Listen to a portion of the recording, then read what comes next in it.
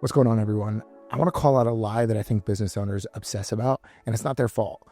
But they are sold this lie that they need to obsess about virality, that virality is the way their brand is going to grow. And what that does as they obsess about it is get them so in the weeds on short-term tactics and trends, and they obsess about the wrong things, and they end up getting these high turnover, they get tired, they get exhausted, and they burn out.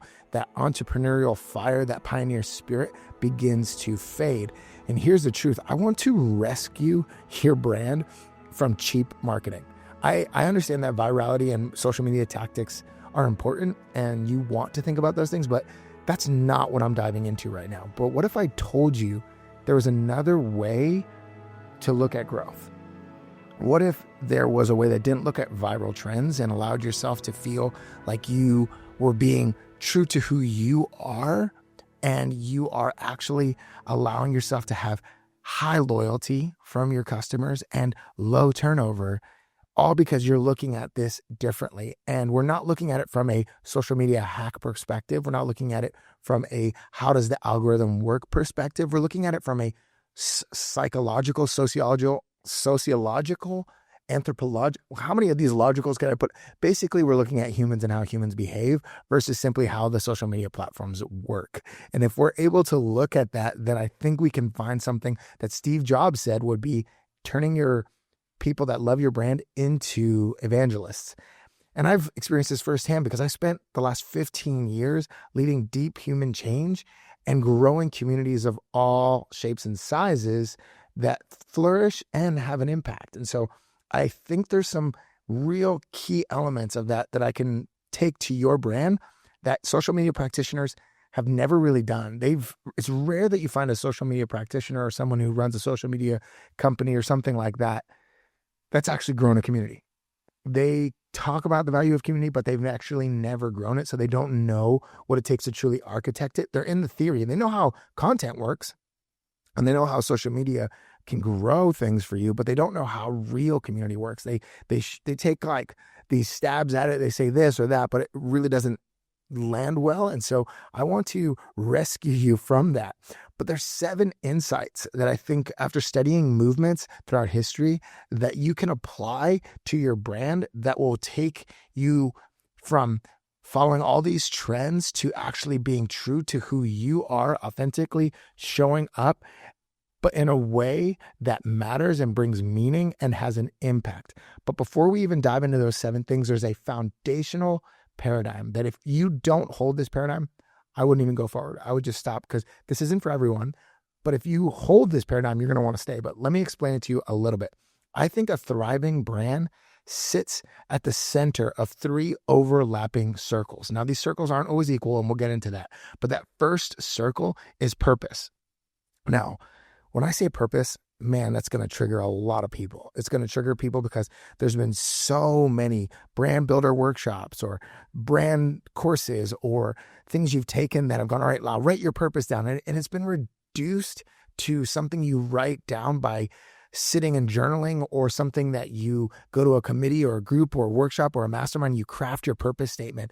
And the reality is it's all BS. Unless it's truly inside of you and why you think this brand exists and is burning in you, it's all fluff. And I'm not interested in a marketing tagline here. Purpose is that deep thing that actually fuels you to push through the hurdles and the walls. So if you don't have that, but you have some crafty statement that you think will get people to be excited, then you're missing the point. Purpose is that circle that really is the reason you exist, and it transcends your products. It's not even about your products. So that first circle is purpose. And profit is the next one. This is the circle that is about sustainability. It's the financial engine for growth and scalability of the dream. This is how you fund things. And in the era of social entrepreneurship, profit kind of got a bad rap. They would say things like something over profit, whatever it may be. Well-intentioned, it missed the point. It missed the point that profit isn't evil. Profit isn't the enemy. And your company having a profit is what enables you to do so many meaningful things. It keeps the mission alive. So profit isn't something we need to keep at an arm's length away. We actually need to make sure that we're nurturing it well because it sustains the dream. Now, it also helps us with the third circle, which is people. This is the circle that represents the human impact and the employees and the customers and the communities you're a part of. Now, this is how you treat your customers, this is how you treat your staff members, and all of that. You can't have a thriving brand when your culture sucks. You can't have a brand that is making a difference in the world, but when they find out how toxic it is on the inside, I'm telling you, people are going to run away. It doesn't matter how good your product is. They will run away from that brand. So the people part is so important and often overlooked. And the purpose lines up the profit, and the profit also enables you to take care of your people well, pay them well, give them what they deserve.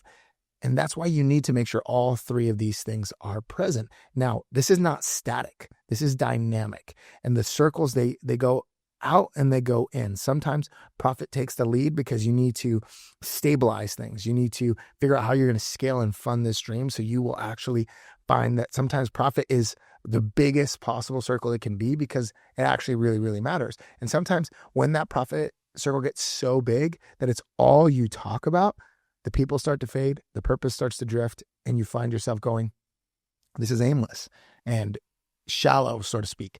Not that it doesn't need to exist, but it needs to be in the right size. Now, the other thing is sometimes people take the lead in this, and profit never goes away and purpose never goes away, but people gets bigger. And that's often when you see companies needing to rebuild trust. They need to rebuild trust with their employees. And Satya Nadella from Microsoft, who would they consider who refounded Microsoft after Steve Ballmer and the toxic culture that you found Steve left behind. And he led with empathy, getting his people to listen, to tear down walls and to get rid of these silos and to focus on the fact that if we could get collaborative, then we can make great products. Well, that takes you focusing on people as well as profit and purpose. They all work together. So this is not a static thing. This is a dynamic thing, but this is the alchemy of a thriving brand. Now, if you look at those three things and you say, sign me up, I'm in, then keep going with me. But if you're like, nah, I see this differently, then just go. There's a lot of videos on the side here. Go watch those. But this is an important part. So if you don't see that, don't follow. But if you do, then let's keep going together. Let's dive into this idea here. But what does it mean to think of your brand as a movement? Now, let's define a movement, because I think in the era of social entrepreneurship, and when I mean the era of social entrepreneurship, what I mean is where brands were doing a lot of the buy one, give one away thing. There was this hope for good in the world through the entrepreneurship. And I think that still is there. But I think what happened is people got kind of jaded and cliche about purpose and thinking about yourself as a movement. They lost sight of this, because a movement is not a viral post, which is where I think things went to after the social entrepreneurship era. I think they went into virality equals a movement. If millions of people have saw your stuff, you've started a movement. And that's not the case. Eyeballs on something does not equal a movement. People talking about it doesn't equal a movement. It being known by lots of people doesn't equal a movement. So virality, while inherently not bad, doesn't equal a movement. And I think when we look at what is a movement, we got to look at the idea that it is a purposeful effort sustained to resist or change society, norms, culture, or an institution. So there's some kind of intention to bring some kind of outcome and change to the world that's not based on your product. So it's a cultural force that taps into who you are, what you believe in, where you belong, and how you behave, and the future you're trying to create. All of this sounds really fluffy, and it sounds really high up and lofty, but it will distill down. And I think there's reasons why certain brands, like an Apple on one level, and then in the supplement brand world, BPN, where you see people flocking to them, not because they can validate their product as the highest quality or best product in the world, but they resonate with something deeper about who they are, the change they're trying to make, and they want to be a part of that. We'll get into some of those more, but a movement says you're one of us. And I think that's a big distinguisher when we're thinking about companies and brands versus you are my customer. You are one of us. If you can identify those that belong to what you're trying to build, then the actual sales process is very, very different, because now you look at them as playing a role in the world you're trying to build. And people then look at your product as an extension of being part of that world you're trying to build. But you first have to identify the idea that we are actually trying to do something different. We're not just trying to sell a product. But let's unpack these 7 insights. But the first one is foundational, okay? The first one, without it, everything else crumbles. But with it, everything else is going to thrive. And there's a couple in here that I think people lie about. I think number 7 specifically, a lot of people have thrown on to their marketing, and it's honestly crap and it's a lie. But we'll get into those. Now, first one, a just cause. A just cause. A popular book is The Infinite Game by Simon Sinek, and his book Start With Why. But in The Infinite Game, he unpacks this deeper. He looks at other moments in history that have really shown this, or other worlds like police change and how they're actually starting a movement to do that. He looks at some of those things deeper. But this isn't about your product or your service. The just cause is the bold future you're fighting to create. It's the North Star that appeals to the heart. It appeals to the heart, and it makes us move forward. Now, what are you or the ones you want to join you fighting and sacrificing for? If you don't have an answer for that, then you need to stop here, and you need to think, wait a second, what is this just cause that I'm fighting for that is beyond my product, that has nothing to do with my product, but has everything to do with the effort that appeals to the heart of a world we're trying to create? Again, this might sound lofty, but say we're pulling it together for a toilet paper company, and we were trying to think, how does a toilet paper company have a just cause? And it literally could be, we are fighting for a world where every person feels the dignity and respect and worth that they carry inherently. That we want every person to feel that sense of human dignity, and we're going to do that day in and day out, and we're going to fight for human worth. My gosh, all of a sudden you're attracting a certain type of person into what you're doing. Now, this is what you're for, okay? Not what you're against. We'll get into what you're against later, but this is what you're for. What future are you building? What future are you building? 2, an enemy. As I said, we'll get into what you're against. Every movement has conflict, and it rises in contrast, not to a person, but to a system, a mindset, an outdated form, a dominant story. This is the fights you fight say a lot about your movement. And if you fight every fight, then you need to figure that out, because you can't fight every battle. But the battles you choose to pick are the ones that will attract those ready to fight with you. Now, I know that sounds kind of aggressive, but I think when we're thinking about movements, they are resisting something. They are up against. So if this toilet paper company was to continue through this, what would they be up against? It could be, honestly, cosmetic change, shallow change. People who are looking to just do surface level change in their life and not address their worth. Again, you're going, how does a toilet paper company think like that? Well, when they think like a movement where their product and their services are a means to some kind of transformation in the world, they will think like this. They will think like a movement, and it will attract people to them more than discounts, because at the end of the day, when you're looking at products, you'll see that a lot of them are the same quality. So you're wondering, what are you purchasing? You're purchasing brand. And when a brand stands for something and is a movement, the likelihood that you attract the right people goes up so much higher, instead of searching for trends. Now, this sharpens your urgency. When you have this enemy, it gets everybody remembering that day in and day out, there's something that is fighting up against what you're fighting for. That every day, if you take a step back, something else gains ground. And this is how you rally your team. And we'll get to rally cries a little bit later. Next is a unifying identity or ethos that informs movements, okay? Movements aren't just something you follow. This isn't a follow on Instagram. This isn't a follow on any other social media platform. This is about embodying these beliefs. A movement is lived and embodied. And so they are lived and embodied through clear values that are shared. Seth Godin says it like this: people like us do things like this. And this is where people fight to protect those values. In the civil rights movement, this is nonviolence and Martin Luther King. This is them going, this is a value we will fight and protect and put our skin on the game in, and say, this is the most important thing to us. And they guide your decisions. This is transparency and the WikiLinks and the Wikipedia and different things like that. This is people fighting for transparency, a value that fuels them and guides their decision making. Next would be language and symbols.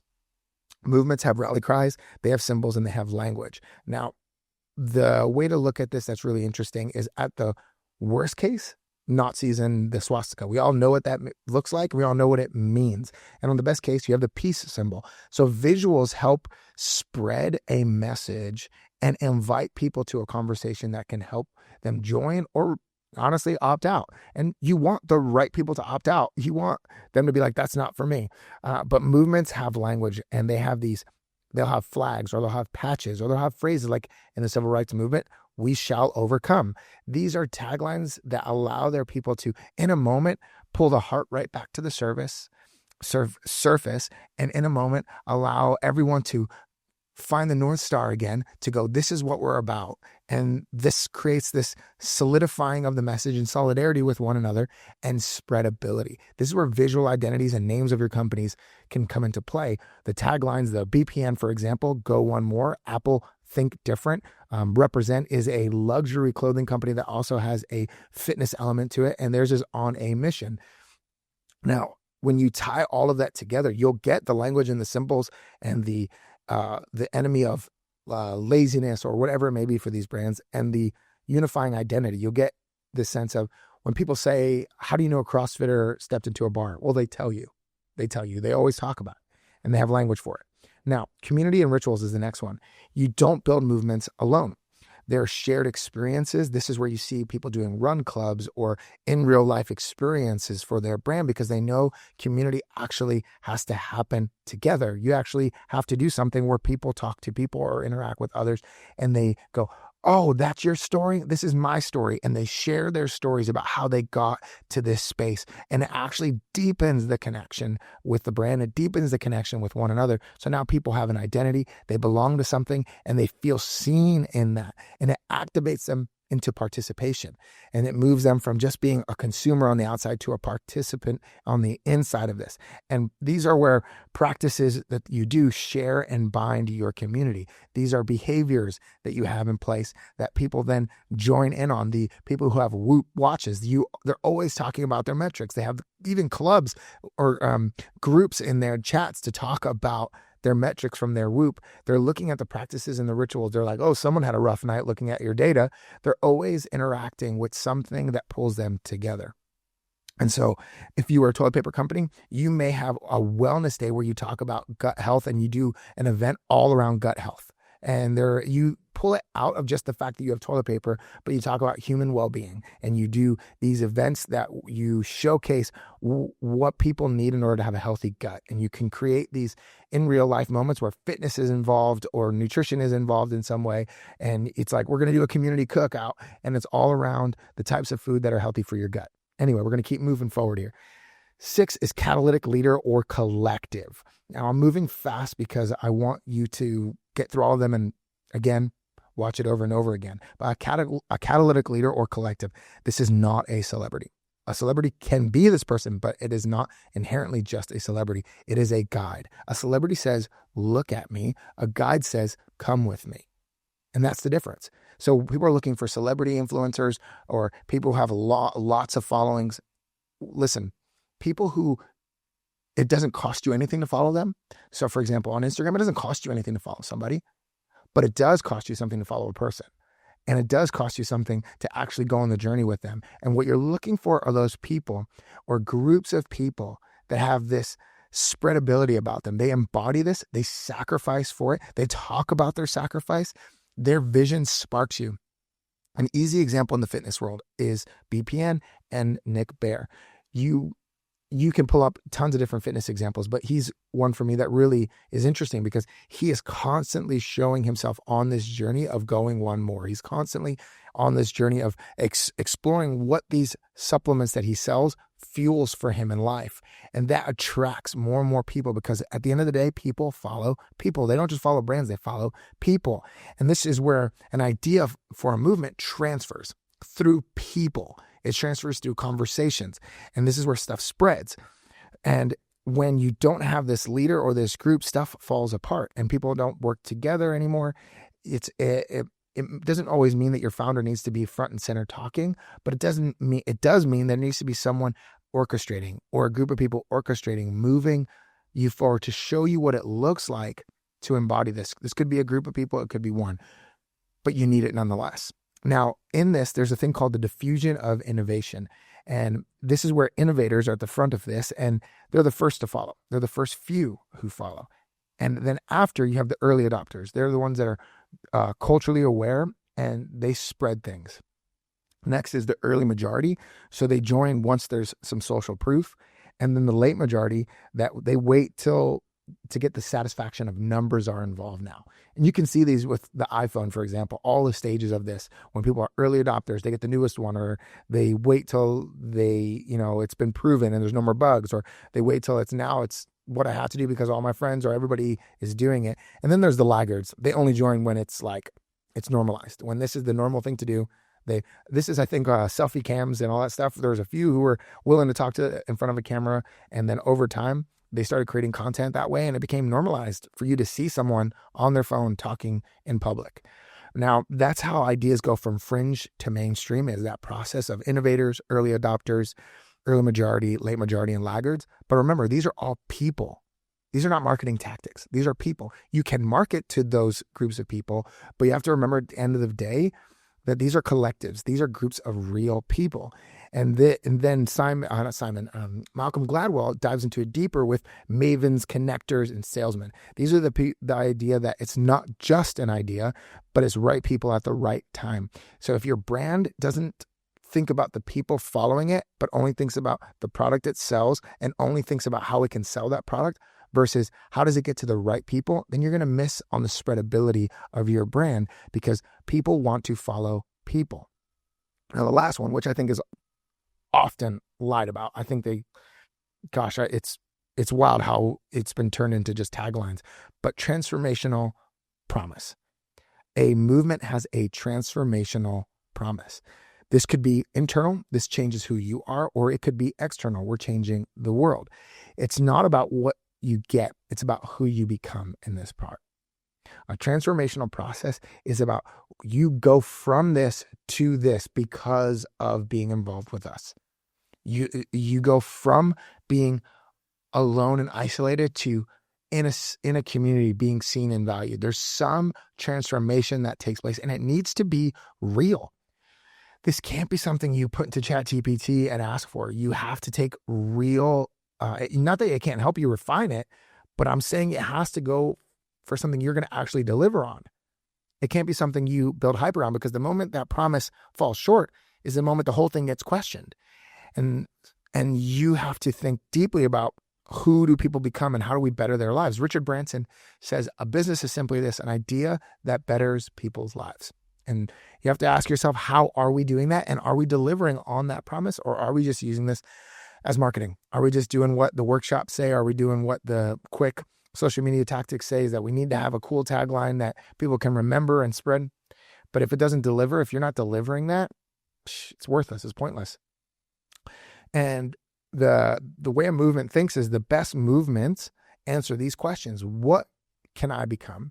What will we change together? And what are we building that will outlive us? That outlive us is a great indicator if you're thinking this way, because so many people are going, all right, we've got to get through quarter one, quarter two, sell this year, make this revenue this year. What's going to outlive you? And if you're familiar with books like Built to Last and Good to Great, this is what takes those companies from going just this ordinary thing to this enduring great company that changes the course of an industry. Is this idea, what outlives you, 100-year vision? What is bigger than your current moment? Now, movements thinking, this isn't for everyone. This is not cheap tactics. This is deeper thought around your brand than you probably have done in a while. But honestly, probably pretty refreshing. Something that you're not getting a lot of on Instagram or YouTube. You're getting a lot of, here's the market. Here's how you pair your brand with this. Here's how you pair your brand with that, which tactics and strategy, critical. But thinking like a movement is, I think, getting to the deeper part, the human part of your brand that I think is really missing and got a bad rap for a while because it kind of fizzled out. But I think it's actually what's going to move the needle going forward, because people are over the viral tactic stuff. Now, across history, from the printing press to the Protestant Reformation to the civil rights movement to open source coding to early Christianity to AI's creative frontier, the thing is this: the world has been shaped and formed and bettered not by what people buy, but by what they believe together. It's not from what they buy. This is not what has shaped history. It's what people are believing and buying into and doing together. So you need to get reflective on this. And this isn't for everyone. This is meaningful thought around your brand. And if in the beginning, when I talked about those 3 circles, if you really value that, then this is going to resonate with you. And I want you to think about this. Subscribe if it resonates, because all of the content we're going to be putting out from Anatomy of a Brand on our podcast channel there as well, all of this content is going to flow from this perspective, this pioneer spirit that sees a true north of fire that's faded in people that needs to be reignited. So if that stirs with you, then subscribe. I want you to join us in what we're trying to create again in the world of brands.